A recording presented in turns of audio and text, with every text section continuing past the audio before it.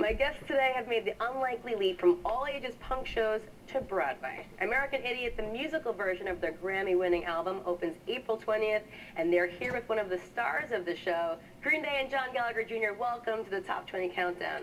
It's like to have you guys all here. I saw the show last night. I told you it's amazing. We're going to get to that.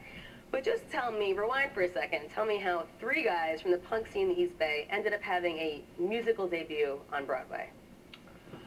I'm not really sure. But you know, the funny thing is, right before there was an interview, we were really bad at we're really bad at interviews now. But there was an interview of us in '93 where they were asking us what someone was asking us about. It was in the bookmobile, and they were like asking us about Dookie. Dookie was like, well, what's your new record like? And then Trey made a snide remark and said it's a rock opera. And then Mike goes, yeah, it's called Jimmy. And just like, and you know, it wasn't even.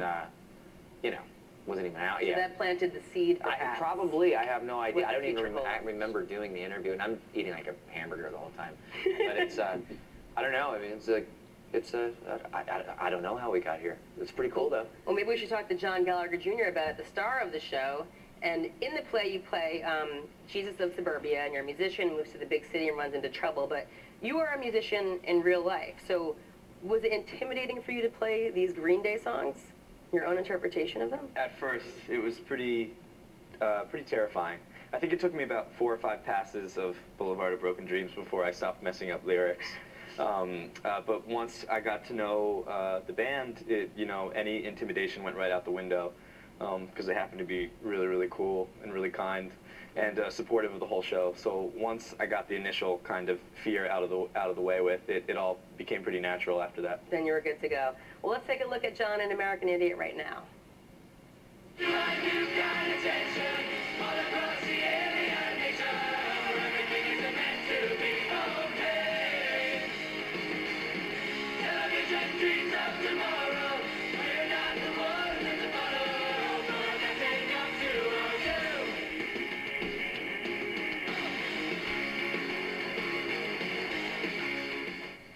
Such a good show. And really quickly before we break, what was it like for you guys the first time you heard your own songs done in this theatrical, you know, grandiose performance? Very surreal. Yeah, I mean, we heard it the first time. Everyone was, all the actors were sitting in chairs and just, they were doing, Tom Kitt did all the arrangements for it. And I was, you know, and it was very, I think all there was like a guitar player and then drummer and a piano player, and that was it. And then and everyone was in chairs and singing the songs, and then hearing all the harmonies is what blew me away, because it kind of brought this, like, it just kind of opened up the record that much more. And then when the different you know, when John and Rebecca and everybody was singing their parts, you can actually like visualize like the characters coming to life more, and it was pretty great. It's a whole new way to seeing Green Day, I'm telling you. We've got more with the guys and their new video coming up. But right now, it's Young Money at number 17 with Bedrock.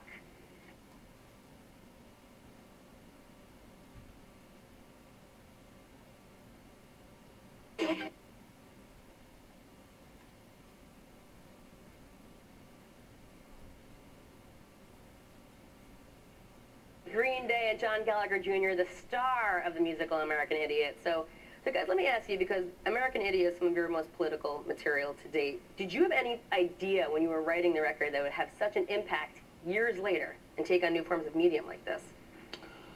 As far as the politics of it, or just that it's going to Broadway? Well, a little bit of both, like the significance of these songs. I mean, you wrote them because you were in a certain frame of mind at the time, but do you have any idea, even years later, I mean, since you wrote the record, it's still so powerful? And well, I mean, writing the song American Idiot and like Holiday, and, you know, I mean, it was, it's the side of the record where it's like, you know, it was, you know, after 9/11, you kind of felt like your civil liberties were being strangled. And there was a lot of just bad representation about what people thought of Americans, you know, around the world or even inside the country. So I don't know. I mean, I knew I knew what we were saying was something that would piss people off and may come across as anti-American or something like that. But I don't know. You were just, you know, we were all on the same page, and we were like agreed with it. So, and I think anything that's like a like a like a theater piece kind of captures a moment in time, politically and also within the story itself too.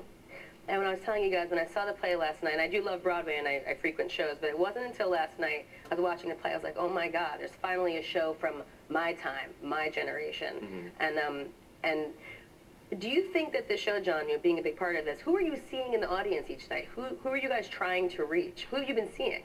I really feel like we're trying to reach anyone and everyone that wants to come in through those doors and experience the show. And what's been amazing from my perspective, I've done some shows on Broadway, and you tend to get a kind of limited audience.